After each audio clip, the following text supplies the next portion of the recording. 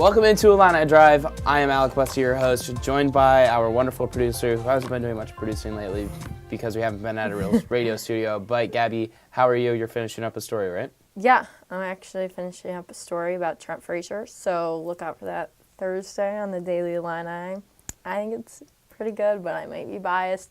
But yeah, I'm good today. I just got my caffeine in at 5 o'clock at night, so that's like typical though. I don't start my days till like 5 o'clock. Like I have class and stuff, but I don't start doing stuff till like 5 or 6. So this is like the start of my day. I try and do stuff in between classes. I don't. I'm being sleep. honest. I take naps. I took an hour and a half nap today. I'm not a nap person. Oh, I love naps. Yeah, I don't ever really take naps unless I really need to. I take a nap every day, I think. And that's why I stay up till 3 a.m. and that's why I take the naps. I'm a huge... it's an endless cycle that I can't get rid of. I'm a huge, be productive kind of guy. And, when I That's take a nice. nap, I'm, not feeling so productive. See, I like being productive at 2 a.m. That's just when I do my best. Like, in the crunch time of the mid-morning, late night. For your health. It is. And Your circadian rhythms are just so off. I'll probably die at age 60. Maybe 40. Well, you're getting close to life expectancy if you die at 60. Okay, probably like 40. So I'm halfway through my life right now. So I'm due for my midlife crisis. So watch out. Your cat eye's on point today too. Thank you. Cat woman over here. Okay. Eric didn't join us. He's got a really busy week with school. He's got a busy week with Illinois basketball, 3 games this week, football game Saturday. It's a busy week for everyone covering Illinois athletics, but especially when you're a student.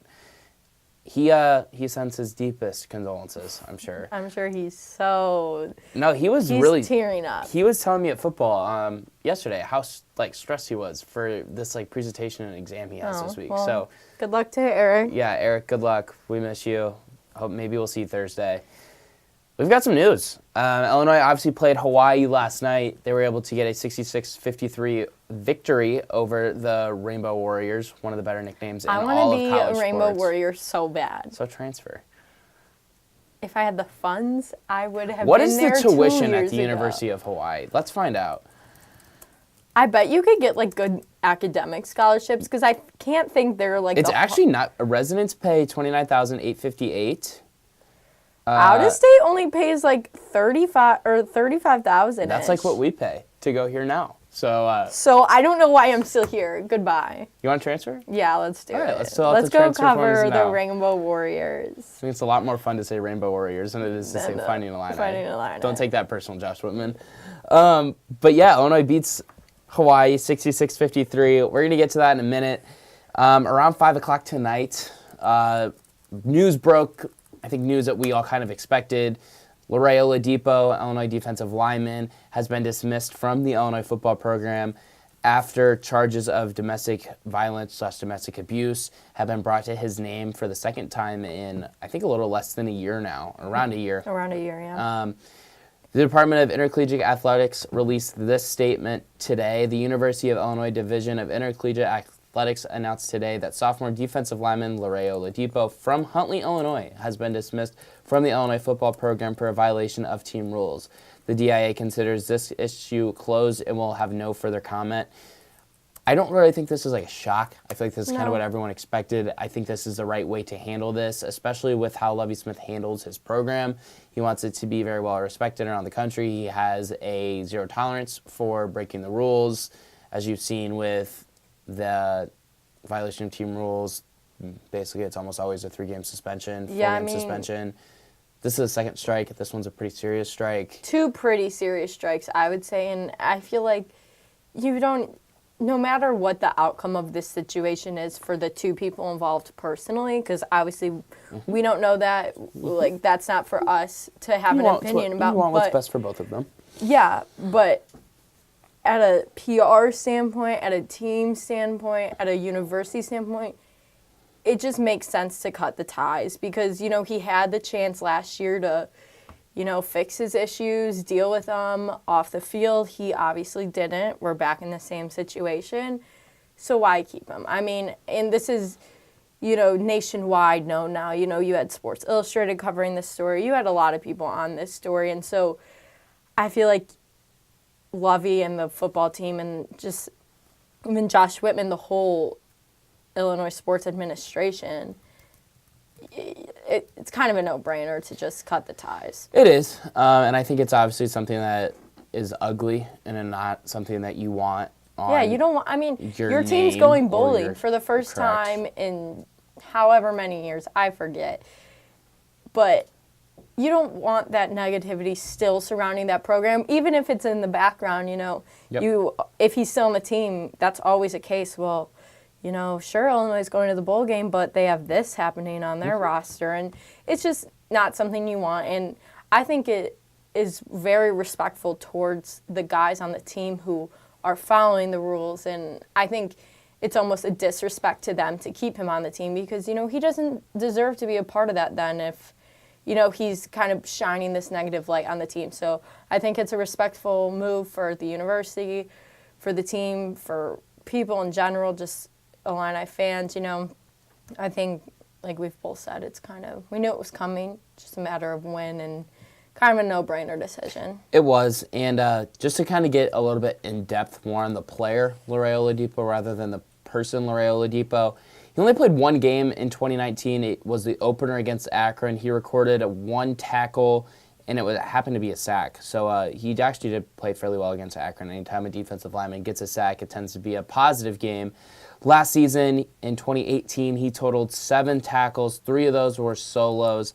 4 of them were with another defensive player. He didn't have a sack. He didn't force a fumble. It was really kind of not that well-known in the stats, I guess, kind of just invisible. He was only a sophomore this season, so he will have an opportunity if another team wants to pursue him to potentially transfer and potentially play at another school if he is able to figure a situation like that out. He does play defensive tackle, though, and that's a need going forward for Illinois after the 2019 season. It's probably the position on the defensive line, especially probably the entire defense that you feel the most concerned about in terms of your depth because you lose Jamal Milan, obviously a potential first-team Big Ten player. You lose a couple other big defensive tackles. You lose Kenyon Jackson. You lose Owen Carney. You're relying a lot on Calvin Avery next year. I think you eventually see Illinois look at the transfer market, the JUCO market as well. Maybe a Jahari Branch. He's currently at Independence Community College. Received a couple Big Ten offers today. I know he just got one from Purdue. Maybe one from Iowa. I could be wrong on that. Well, I think you have to think about how Lovey kind of held off on that transfer market until this past offseason just because, he was establishing his team, his own guys, and then you see how much of an impact searching in that transfer market has made on this team. I mean, this team isn't bowling without the transfers. Oh, they're not even a 4-win team without the transfers. And so I think you see that now, and you can make that case to those transfers. Hey, look, these players came to our program from USC, Alabama, whatever, top Georgia, top programs, and now they're succeeding here. And they're getting looked at. Whereas, if you're a third string at Alabama, you're not, you can get looked at, but you're not going to get, a lot of these guys, that goal is the NFL. And to have success still at a Power 5 program, I mean, that's an awesome pitch in that transfer market. And I think you do see Lovey and the staff pursue that even more this year and this offseason. As this season wraps up, I know, they're looking at it now. You have to wait till the end of the season kind of to get those who's going to leave, who's going to transfer, stuff like that. But you're already looking, and I think that's just kind of steering away from that Lier conversation, though. But, that transfer market is something that I think can be beneficial, especially for this defensive line, like you said, because they are, losing a lot of guys. There's still some questionable injuries, who's healthy, blah, blah, blah. So, I think you do have to search for that depth on the D-line because even right now with the injuries, it's kind of shallow. It's shallow depth-wise, but it's producing. But it's strong. It's still strong. The bottom layer of it, future-wise, is very, very promising. When you look at a Keith Randolph, who has as much potential as anyone, you look at a Moses Akpala, who came into college with really an NFL body and the way he's built. It's very, very impressive. And he's been very successful in Lou Hernandez's weight program. And he isn't, yes, there's times where he's outstrengthed by an offensive lineman, but physically, Moses Akpala is far ahead of where most freshmen are. It's just a thing with him where he's getting used to football. He's someone who hasn't played football his whole life. Same with Keith Randolph, actually. Keith Randolph hasn't played football I think this is his third year of playing football. I think he started as a junior. He's down from where I'm from. You look at Seth Coleman, someone who is really fast, a good speed rusher. Those are three really promising young defensive linemen that you could potentially see in the future for Illinois. And then you look at who they're recruiting, and obviously at the top of that list is Antonio Doyle, someone who has the ability to come off the edge of the defensive line or play outside linebacker. This is a very extreme comp, obviously, but for the ability to do both of those things, he's kind of like a Khalil Mack for Bears fans out there, just NFL fans in general. He has the ability to do both, and that's obviously something that is difficult to do. So Antonio Doyle is someone who you could potentially see in that if Illinois is able to land a commitment and maybe even a signing from going into the future. You want to transition to basketball? Yeah. I mean, we got off on a tangent, but I think that was good. It was good. We need a little football talk always. Of course. And you can't just say, this player was dismissed without saying, all right, well, here's the football impact what are of the it. Because he was a football player, and I mean, yeah. He was. But so Illinois plays Hawaii basketball. last night, tied at 26 at half. Each team got off to a really slow start. Ugly offense. Both sides. Oh, it was awful offense. At the under 16 timeout, the combined score was 2-0. 2-0. I was like... And everyone was projecting it to be a very high-scoring game. Obviously, Illinois has struggled a lot defensively this season. Sorry to the people who picked the under. Or who picked the over. Sorry to the people who picked Illinois to cover 15 because they were up 17 at one point. So many apologies owed. But yeah, Illinois is able to get a victory over Hawaii. Probably Illinois' second-best opponent that they've played this season when you consider a Nicholls State team. Obviously, that Nicholls State team beat Pitt, but that Pitt team doesn't have a lot of talent this year. I was actually looking at stats today, writing this story, and Nicholls State is at the top of a lot of Division I stats. And I know it's early, and there's a ton of D1 basketball teams, of course, but they were near the top of turnovers forced, scoring, defense. So they're a legit team. I guess I'm basing it off of projections for their league. They were I think they were projected 10th. I think Grand Canyon was projected top 7 but I mean, 7, clearly 8, there was maybe. some I don't know where Hawaii off-season was production, but I think that's something to think about, though. We didn't just get almost beat by a horrible team. So, but there obviously were concerns after that game. There are.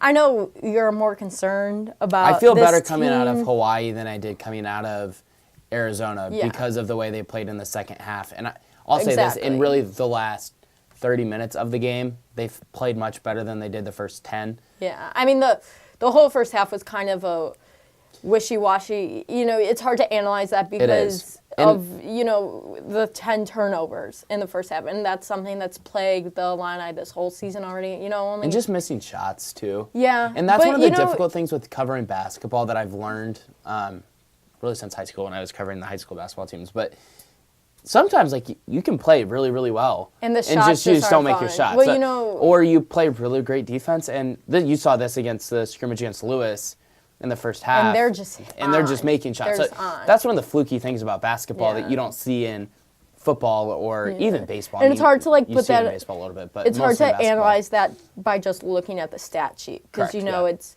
different. But I think the big key was the fact that in the press conference after the game, obviously you were there too, no one was concerned that those shots weren't falling early. No, and Underwood emphasized that today at media. He was saying, shots just weren't falling. I mean, we were getting good shots in the rim, and they were just not falling. And that happens, that like happens, you said. And, as the players last night said that they weren't rusty coming off an 8-game break. But I think that was a little part of it. I mean, you play a couple games really close together, and then you have over a week-long break.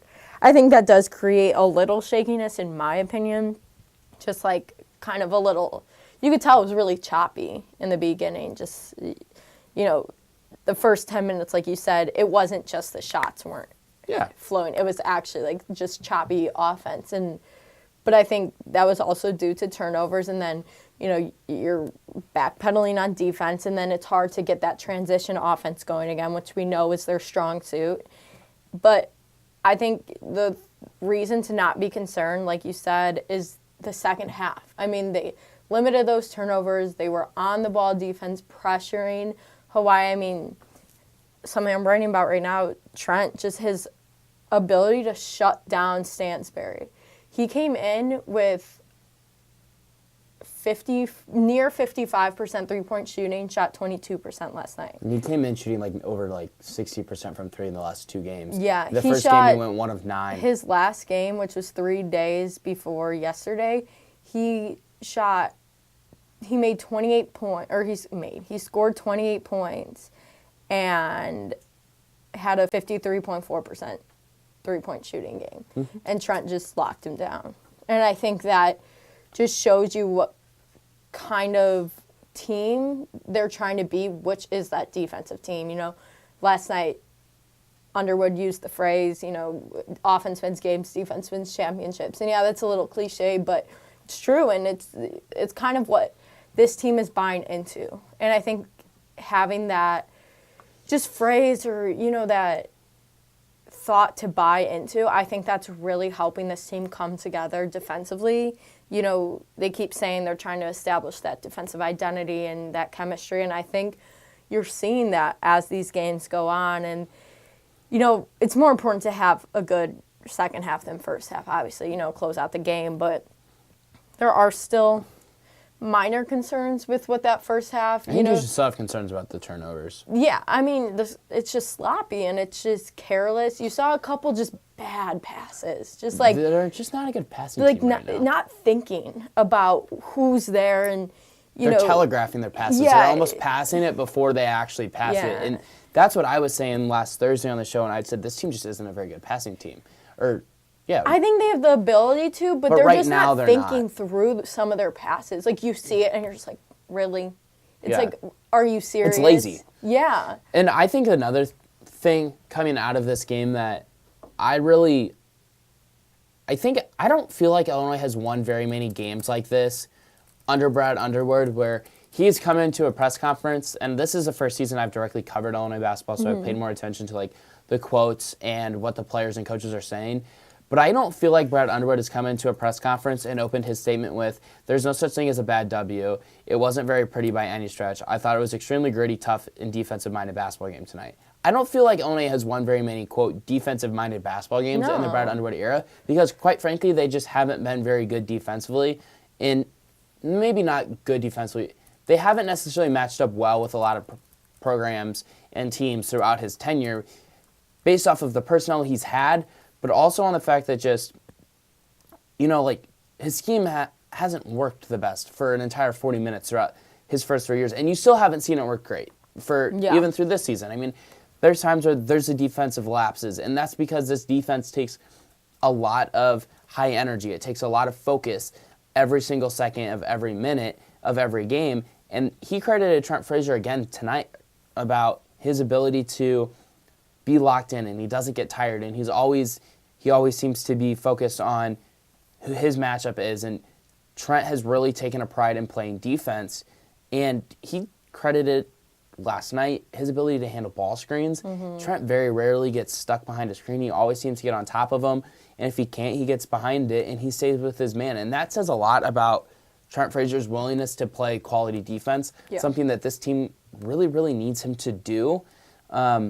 Another thing coming out of this game that I guess I feel better about is just their help defense in general. Their help defense and on-ball defense was awful against Arizona, especially against the guards. And I know Arizona has elite guards led by Nico Mannion, and this Hawaii team doesn't have the talent or the athleticism at the guard positions that Arizona does. I mean, Arizona might have the best guards in the country that Illinois will see this entire season, outside of maybe a Michigan State.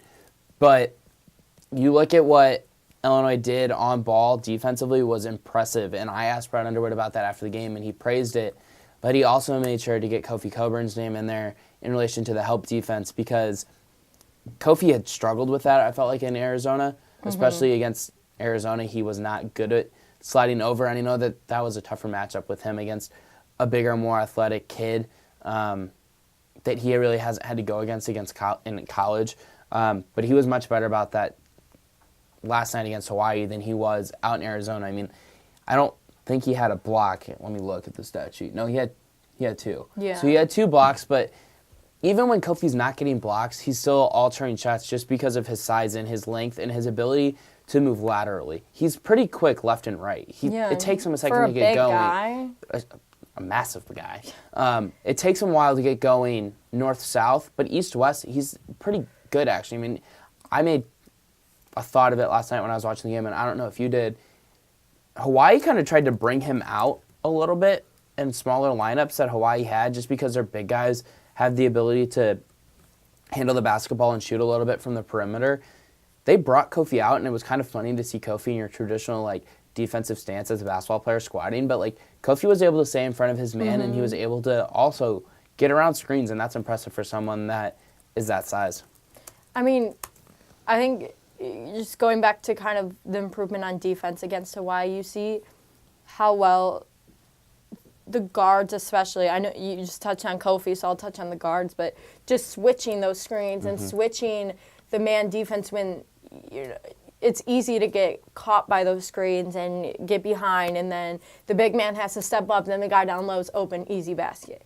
So I think it's just been, especially yesterday, you saw how much of a team effort it was, and I think that's a really good bright spot to see because that just means improvement is actually happening, and it's clicking, and their rotations are getting better. Because I remember against the Nicholls State, or in the Nicholls State press conference after the game, Underwood, just said how they're not in the right spots all the time, and they're not in the right rotations all the time, and a couple week difference, you see what that can do, and you see that those improvements are being made outside of the games in practices.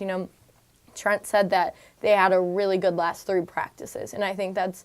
He said they haven't had 3 practices like that in a long time. And that's so good to see, and it's good for the players to acknowledge that and know that this team is clicking and things are coming together, but the key is to being consistent. You can't fall back off.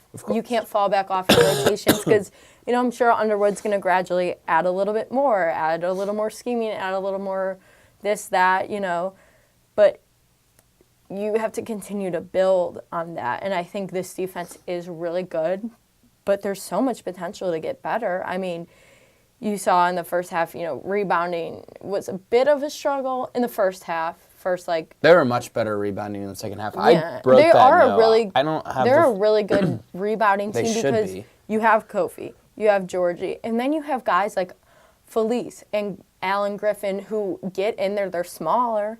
Andres Felice is only has 8 6'2". rebounds. He's last night. Yeah, I mean, he's one of those guys who he will get in there. He's quick. He's not afraid to get in there with a 7-foot guy, a 6'10" guy.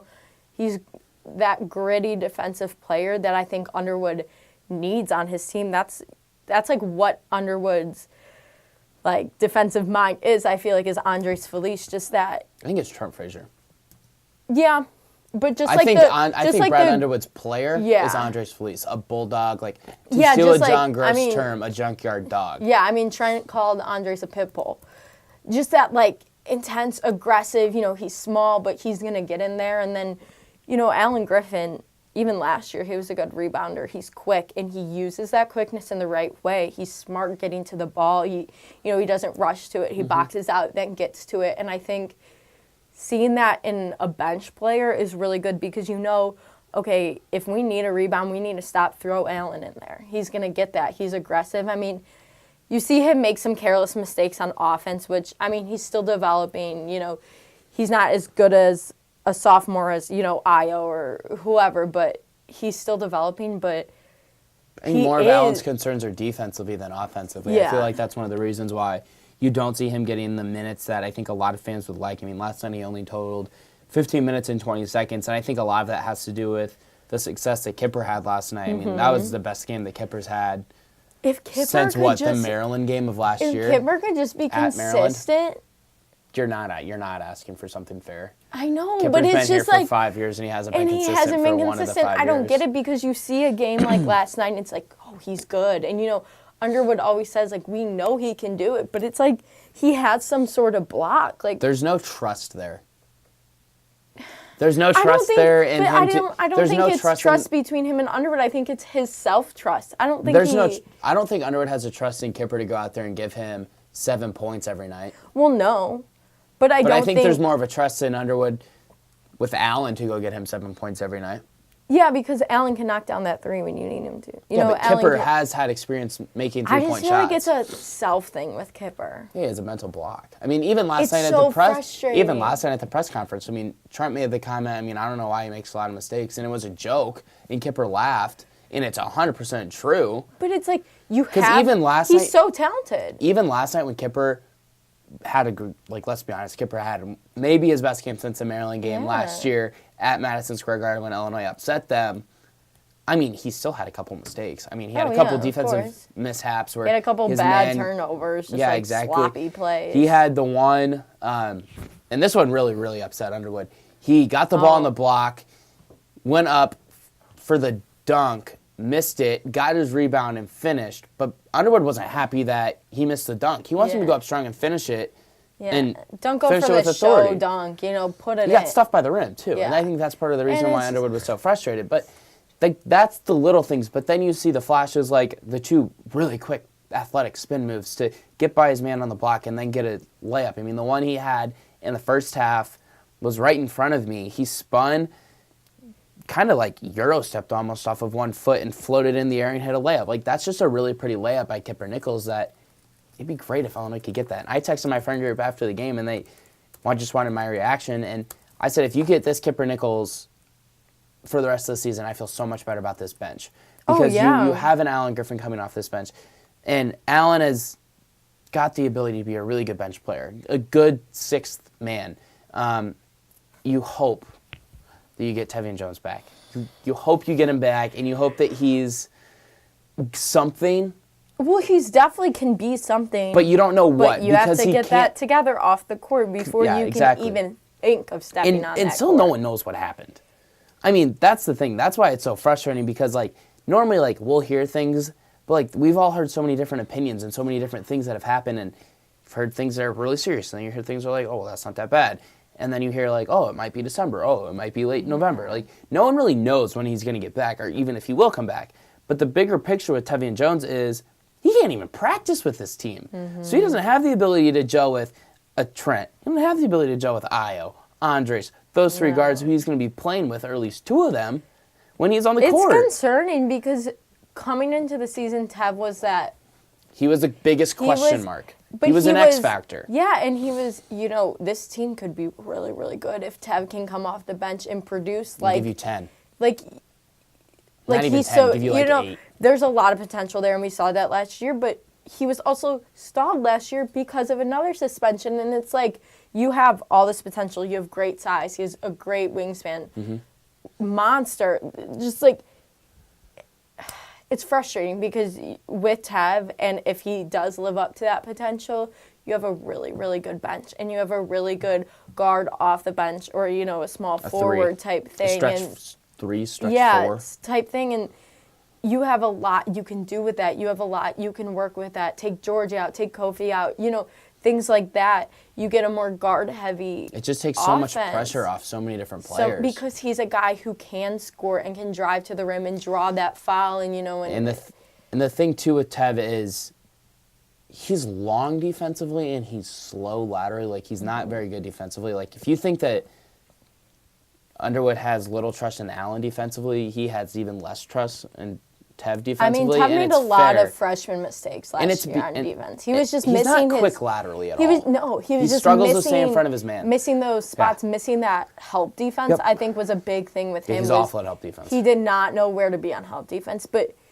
you think that probably progressed in the offseason, but no one can see that, and no one and then you hear the reports, too, that his offseason wasn't that great, and Allen was so much farther ahead of him, and that's just frustrating to hear, but getting him back would be huge. And then you look at another guy last night who Underwood has relied on a lot in his first 2 years, not even totaling 7 minutes. And I think going forward, that could be a good thing. If DeMonte Williams registers 6 to I forgot about DeMonte. I was like, who are you talking about? Because he barely played. If he plays 6 to 8 minutes every night, and last night this is a classic DeMonte Williams game. But am I mad he was that he basically didn't play? irrelevant in the stat sheet. He had 1 turnover, 1 personal foul, plus minus was a -3. Alec, but I literally was forgot good. he played. I literally forgot he was on the played team 6 for minutes a and second. 48 seconds. But if you get Tevian Jones back, or not even that, just credit that. If you get Kipper Nichols to give you 6 to 8 points and 4 rebounds a night, which he didn't even have 4 boards last night. I think he only had 2. No, he had 2. If you got 6 points and 4 rebounds from Kipper Nichols every single night, oh my God, Alan Griffin's job becomes so much easier, and DeMonte Williams' job becomes so much easier because you don't need DeMonte to go on the floor and even have to think about scoring. I think DeMonte's mind when he thinks, oh crap, I need to score. He's like, crap, oh my gosh, actually need I don't to know score. what to do.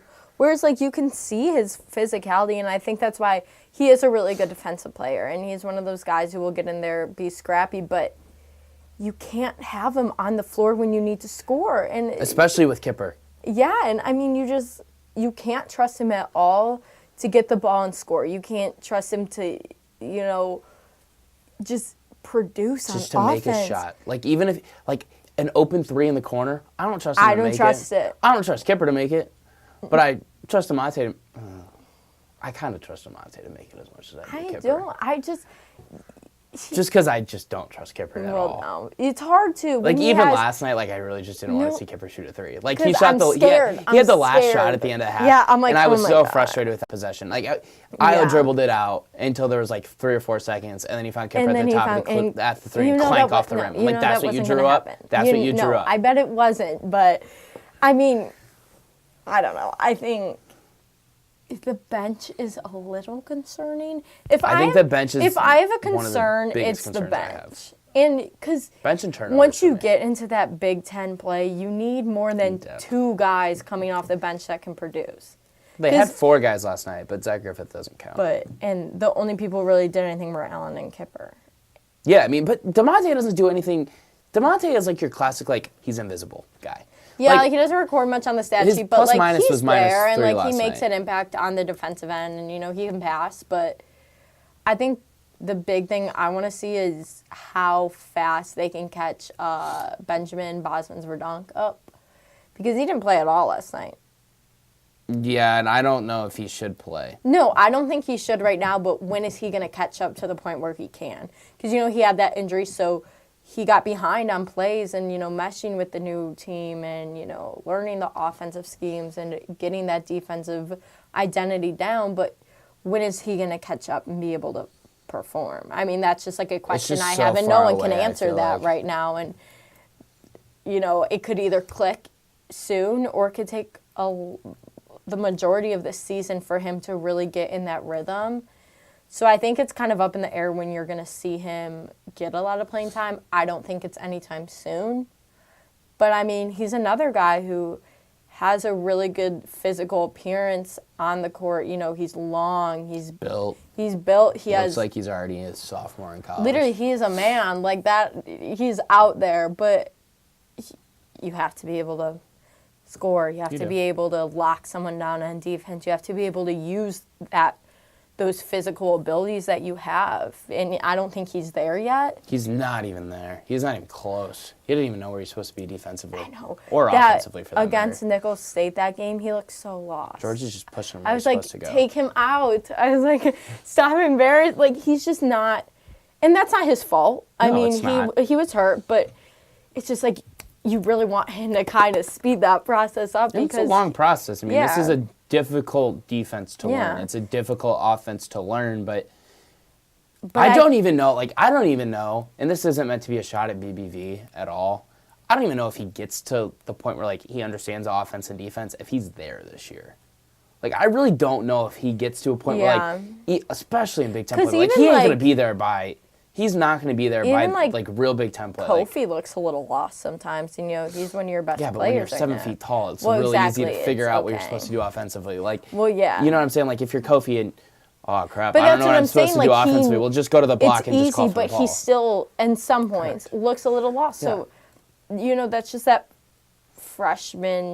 those freshman mistakes and that freshman learning, but having the injury and being behind doesn't help him at all.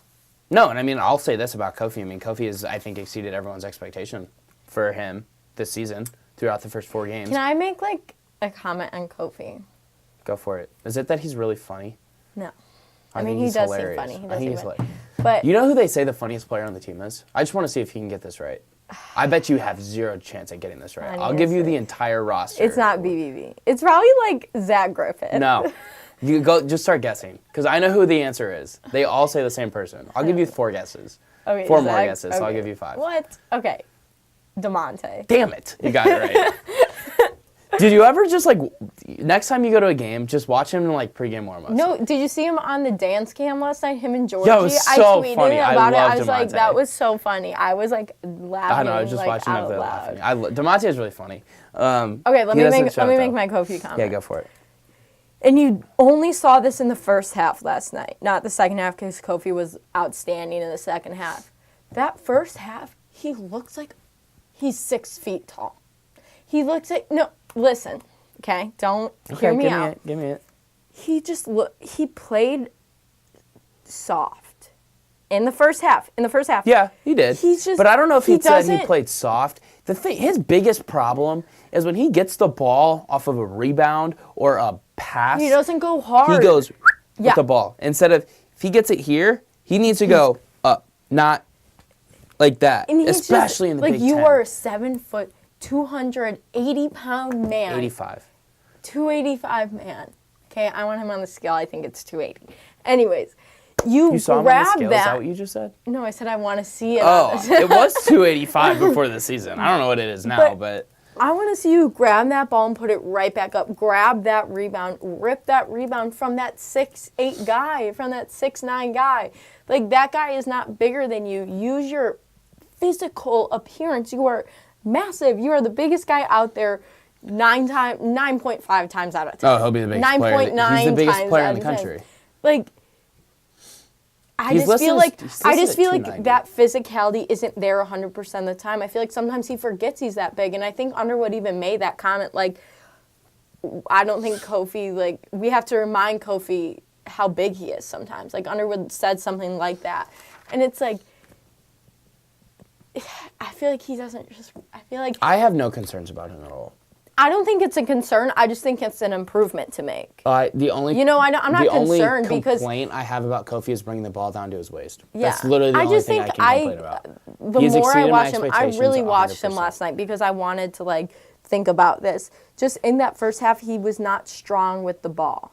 Then you see the second half, and he's ripping it. He's being aggressive. You can see the muscles, like the veins bulging. But that first half, I didn't see too much of that. And I think he kind of has softer hands than he needs to have. And Oh, his hands are rock hard. no, they're not. No, he can't catch a ball. He has stone hands. Like, if he's trying to catch a pass, Yeah, but he has when he stone goes hands. up, they're like too soft. He's like, eh. Oh, you mean he's soft? Yeah, he is soft. Like, He's just not goes soft. He was no. soft in the first half. Yeah, last night. he just goes like, eh. And then the ball touches the room and bounces out, and then he doesn't grab the rebound. And I'm like, you're huge. Just throw it in. Like, can it be that? I mean, I know it's easier said than done, but that's my only, not concern, but improvement that he can make right now. My only one is that he brings the ball down to his waist before he goes up. That's like But if typical, he- like, but if my he- 7th grade basketball coach told me not to bring the Oh, ball I down. know, yeah. Like, Well, if he keeps this up at this pace, exactly what he's doing the rest of the season, he's averaging 14 points and 11 and a half that's points incredible. a game. As a true, that's a double-double. I know. That's impressive. Like, I mean, you should have. I have 0 concerns about Kofi. I don't even know if it's a concern or maybe it's a frustration that he just brings the ball down. But like, well, it's just an improvement that can be made. because correct. And there's he's a improvements that everyone can freshman, make. so there's obviously no one's. You can be so good, but you. And that's not something. This is like bring the ball down. That's just like a muscle memory thing. Yeah, and that's like you just, just like- put something down yeah. there, and every time he hits it, you make him run a lap or something. Yeah, like and then that's eventually just he's like just gonna a, get it and keep a going. reps thing, you know, Correct. a learning in the game situation thing. So I think you know. And it's something that he got away with in high school because exactly he was bigger and stronger than way everyone. bigger. But now there are some stronger guys out there, and they might not be as tall as Kofi, but there's some aggressive, strong guys out there. Mm-hmm. So he does have to play a little more aggressive, and I think we see that develop as the season goes on. Yeah, I do too. We've got like 15 minutes left. This has been a good conversation. Do you have any comments on Io? I do. I do too, actually. Okay. And I said a week or two ago that the last thing I would ever be concerned about is Io, and I'm still not concerned about him because I'm not he's Io. concerned, but I want to see more. the production that I expected. I want to see killer instinct. I want to see like that. I want to see him say, "Give me the ball. Yeah, I'm the best player on this I'm team, gonna shoot and it. I'm going to score." And I I'm want to gonna see shoot. killer instinct. I think you saw that in the second half. He had a couple really good drives to the lane, through the lane, around big defenders, and I think that's his thing. I want to see more threes. I want to see more catch and shoot. Like, I'm confident I'm going to make this three-pointer, boom, nail it. You know, I feel like you don't see that as much from him. And I know, like, his shot isn't his strongest suit. It's getting through that lane, drawing that and one, finishing, which he's so good at, and it's so exciting to watch. But having that just He's catch a lottery pick in the transition. Yeah, because he's so good in that, but you're not going to be a great NBA player if you can't nail that three, if you can't nail that quick jump shot, and that's what he's lacking a little right now, and I'm not saying he doesn't have the ability to do it. I also think they're just not finding him in the right spots because, you know, the best defender's going to be on him. I think if you're... like I said, he's the last thing I'm going to be concerned about this entire season. I think there are really high expectations. And I think the expectations of him to be a lottery pick are probably a little bit unfair. Yeah. Like, they're just not fair. And I think I'll be quite frank, I don't think the expectations of him as a freshman were quite fair. No. Like, he had this symbol I don't labeled think he had this sticker just labeled on his back year. that he was, like, the savior of Illinois basketball. Yeah. And quite frankly, like, he kind of is. Based on the fact that, like, without him, just imagine where you would be if he decides to go to Wake Forest, which was his second team. Yeah. Like, you're I mean, light do you years even get behind where Andre you are. Curbelo? No. Do you get Kofi? Probably no. not. You don't get Tevian Jones either. So he is that, or like... probably Alan Griffin. He is kind of that savior, but not in the way that He's I the think... face of the turnaround. Yeah, and I think that's important, and I think he's embraced that really well, and he's really humble about that. But throwing that expectation on him to be the NBA draft pick coming out of Illinois freshman year, you know, that's unfair. Because he does have... He won't tell you that. No, but... He wants that. He does, but that's not a realistic expectation to put on a guy like him. He came in really small, and he came in not... Skinny, you mean skinny. Yeah, like... He wasn't ready. His body wasn't ready for college basketball. I don't even think his body's ready for NBA basketball yet. But it's a lot closer. It's closer, but because you saw him in the offseason, he put on 15-ish pounds. I forget 10 what to it 15, yeah. Yeah, which is impressive, and that's so good for him that he's working on that physicality. He needs a little more. Like I said, he's the last, and I know I've said it a couple times, he's the last thing to be concerned about. Yeah, I mean, of he's course. averaging 13.5 points a game so far this season. It's just like, I feel 3.5 like rebounds. you think there was going to be a little more. My thing with him, he's averaging 4 turnovers a game. He gave up. Yeah, he had he 5 is against sloppy Nicholls with the State. ball. He had 5 Yesterday? against Arizona. He had 4 last night against Hawaii, and then against Grand Canyon, I think he had 2. That needs to be down. Like, his turnovers needs to be between, like, 2 and 3 a game. Underwood said it after that Nicholls game, like, Io's too good of a player to be having Against these any turnovers. Against any, of course. He is a great player. You can't be careless with the ball. You can't be lazy with the ball when you're that good because it's just lazy and it's careless. It's not that you just don't have the ability, because he does have the ability to have 0 turnovers, 1 turnover a game. It just seems a little, not under control. I just want to see him have a killer instinct, which is something which is something that, like, Derek Piper has said that, like, I'd like to see him develop more of a killer instinct, and that's something that Isaac Trotter has said that, like, I'd like to see him get the ball and take it and score and say, yes, I'm a lottery pick, like, I'm that player.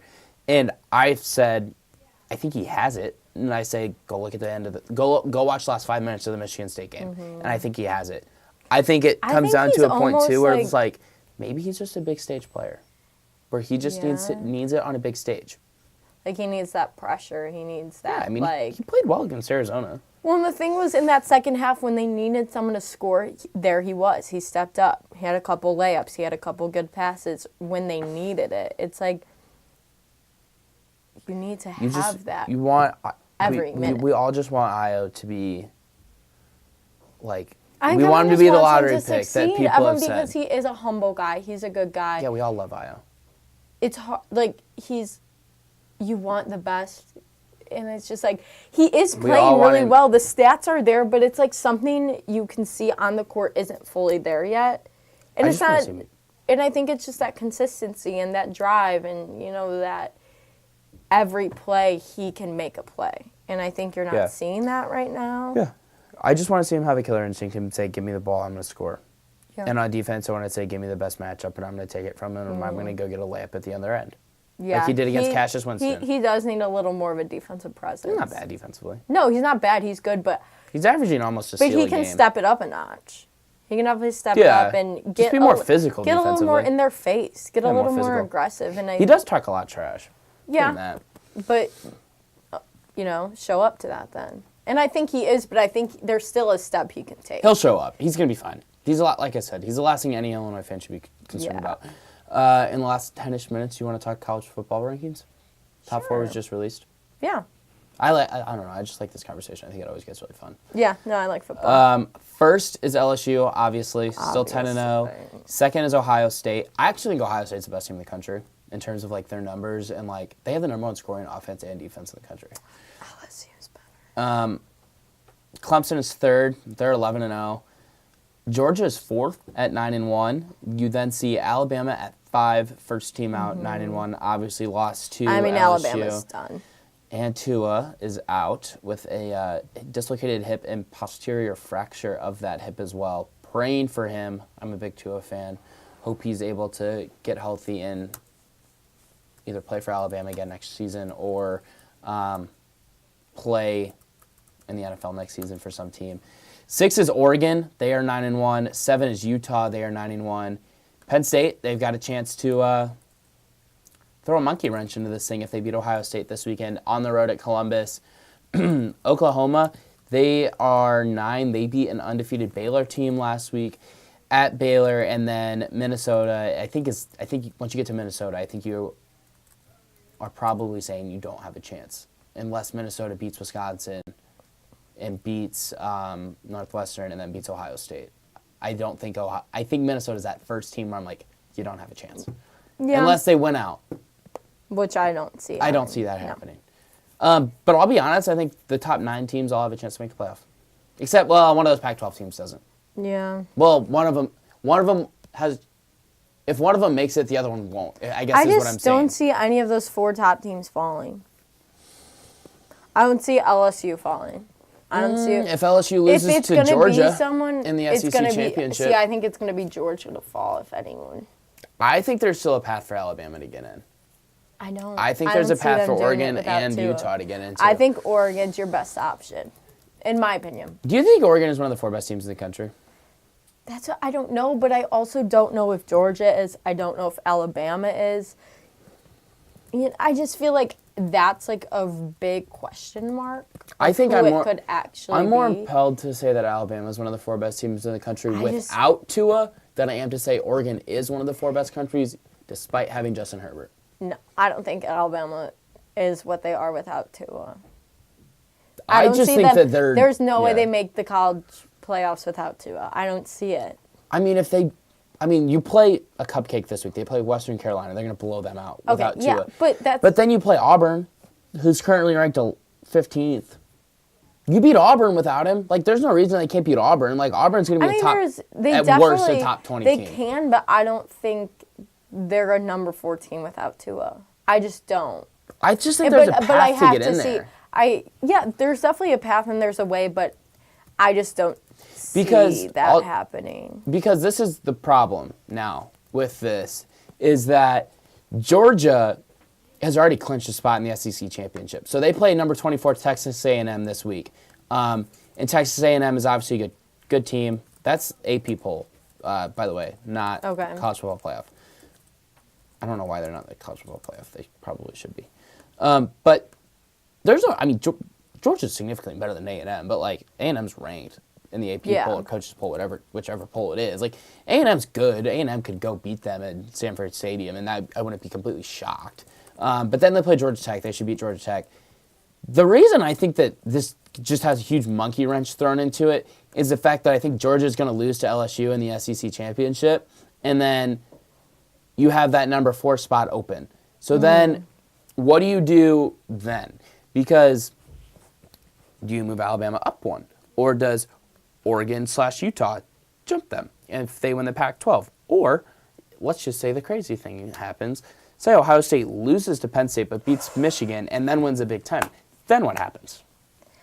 Or vice versa, Ohio State beats Penn State. Yeah, you have to play this game. You have to play it, but it's so hard to, like, come up with an answer. Ohio State beats Penn State, loses to Michigan, beats Minnesota. That's another possible thing that could happen. There's so many possible combinations still, but I don't know. I don't see... Who's your 4? Who do you think gets in? If it's not Georgia, I'm going to go Oregon. Georgia, the only way I think Georgia gets in is if they beat LSU in the SEC championship. Yeah. They're not getting in if they have 2 losses. See, I don't see it. I don't see it, so then I see Oregon. Okay. That's what I'm going to go with. I think that top 3 stays. It might switch, maybe. I don't see LSU and Ohio State not being the top 2. LSU, unless Clemson bombs a game, I don't see them falling. They're not going to lose. The ACC is awful. Yeah, I don't see them falling to even the 4th spot. I see them staying at that nice 3. LSU plays Arkansas. They're going to kill them. They're one of the worst Power 5 teams in the country. And then they also play Texas A&M. But it's at LSU. At night. Who's going to give them a fight? But LSU's going to. I want to see LSU Ohio State so bad. Well, you're not going to. You could see that in the national championship. I think Ohio State could very well win that game. I mean, if it's 1 and 2, yes, you will. I mean, there's that. Like if LSU. If I was who would you rather play for LSU in the first round? Okay. Clemson, which means you fall to 2, or Clemson falls to 4. Mm-hmm. Or Oregon/Alabama. I think you want to play Clemson. Because you don't want to say Alabama, because you don't trust Nick Saban to lose twice. I just don't. Because I don't think Nick Saban loses twice either. Nick Saban always has a chance. I just think it's just hard because I feel like when you're that 4 team, you have a little oomph to you. What about Oklahoma? Just came in. Oklahoma's got a chance. They have a chance. A legit chance. No, they do. I think if you're LSU, you want Clemson. I think Clemson is still arguably the most talented team in the country. You already beat Alabama. Give me Clemson. Give it to me. Oklahoma, they play TCU. Should win that. Yeah. Should win that game. And go to Oklahoma State for Bedlam against the Cowboys, top 25 team. Oklahoma State would relish the opportunity to ruin Oklahoma's season. Yeah. The Big 12, I think, is in an awkward spot because now you look at it and I think an undefeated Baylor finds a way in. I do. Maybe the 4 spot. You would have had to beat Oklahoma twice, is why I think they get in. Yeah, okay, reasonable. But I think it's harder for a 1-loss Oklahoma. I mean, you're going to have to beat Baylor twice now, I think. I'd have to look at that. But you're going to have to beat Baylor twice. So I think there's a better chance of them beating Baylor twice than Baylor beating them twice. Well, yeah, because Oklahoma just beat Baylor last Saturday. Oh, yeah. Well, I think there's a better chance of, Oklahoma beating them again than Baylor beating Oklahoma. I mean, it was a close game. Even Oklahoma was up 25. Or Oklahoma was down 25. Baylor came back. Oh, yeah. Why did I just forget that game? I don't know. You know what's funny? That was the largest comeback in Oklahoma history. Yeah. Largest comeback in Illinois history, too. I think it was 28-3. So we're as good as Oklahoma. Let's put No, that's not what I'm saying. It was 28-3, though. That's the worst lead in football, apparently. So, okay. What do you... okay, so say, it's what you think, number-wise, it's LSU, Ohio State. Yeah, I think those 2 teams stay. I think those two teams stay no matter what. Yeah, so say they play each other in championship. Who wins? In your opinion. Your best guess. Really thinking about it. Where is that game? The national championship this year? I think it's in New Orleans. Let me look. Okay. Oh, then home base for LSU, kind of. Yeah. It'd be the January 13th of 2020. That makes an impact. Yeah, it's at the Mercedes-Benz Superdome. That makes an impact. That's a home game. Exactly. LSU. I think, you know what, no. I'm putting the money on LSU right now. Beat anyone. They'll beat anyone. I really like Ohio State. I do too. I think they're really, really And good. you know how awesome it would be I'm not for saying a I Big like Ten Ohio team to State. win. No, I no. like them. I don't hate Ohio State football. I like but their team. I really think they're really freaking good. And you know how exciting it would be for a Big Ten team to Again, win? they'd be the second team. Be the only Big Ten team to win since like 2007. I think that's exciting for like the They would have done program. it twice. I think Ohio State could win But then that you game. have to hear all the the Ohio State. It is the Ohio State. I know it is. They tried to trademark that. I'm gonna go out on a limb. I'll take Ohio State in that game. In that now, game? No. When we won't be back for school yet. But if I feel differently going into that game, I'm gonna text you and I'm You can gonna let say, me know. okay. No, you can let me know. I'll let you But change. I think it's one of those games like Justin Fields, Joe Burrow, like kind of a toss-up. Like Joe Burrow might win the Heisman, Justin Fields might win the Heisman. Yeah. Give me J.K. I think Dobbins that's at a running really. back. I though. want them to play each other just Give me because I Chase think Young that'd be over a really good game. Any LSU defensive lineman. Yeah. LSU has some of the best receivers in the country. Ohio State has arguably the best receivers in the country. Both those two teams do. LSU I has think the that's a advantage really in the exciting- defensive backs. I just think LSU has that like home field advantage. That's in like If I was LSU, I would not want to play Clemson. really. I would not want to play Clemson. I want to play Clemson. I think I would the- rather, the if I was defending LSU, I'd champ never plays as good as they should. Yeah, but in my Dabo opinion. Swinney is arguably, he's the second best coach in the country, in my opinion. Well, yeah. They're still arguably the most talented team in the country with arguably the most talented quarterback, maybe the best running back in the country, in CeeDee Lamb. No, that's the receiver at Oklahoma. College football is really exciting right now. I love college sports. I feel like we could go for another hour, but We could. This was a really, really good show. I know. Eric, you're not coming back. No, I'm kidding. You're welcome to come back Thursday. We're going to be back Thursday, the two of us. Maybe Eric. Maybe Megan will come in. Yeah. Maybe you know. We'll find out. Talk about the Citadel. Is that how you say it? Yeah, the Citadel. My sister actually worked there Citadel. for a summer. So Isn't that like a military school? it is. It's a very small school in South I Carolina. actually looked up their roster, and they have very interesting clothing on in their roster if you want to look it up. In like their roster pictures. Okay. I get some like military clothing. I don't know. I'm going to do it right now before we leave. I can do that while we leave. Yeah, but but- we're going to be able to recap the Citadel game against... Preview some Iowa football. Yeah, that'll be an amazing game, or one of the more exciting games that Illinois will have played in a long, long time. Yeah. Do Do it'll some be NFL exciting. picks as Yeah, usual. if we can fit them in. Yeah. They're just in... Yes, it's a military... Yes. Isn't it just... Jesus. That's all the time we have for tonight. On that note, thank you for watching Illini Drive. I am Alec Busse with Gabby Hajduk. Hajduk. I said it right. Thank you.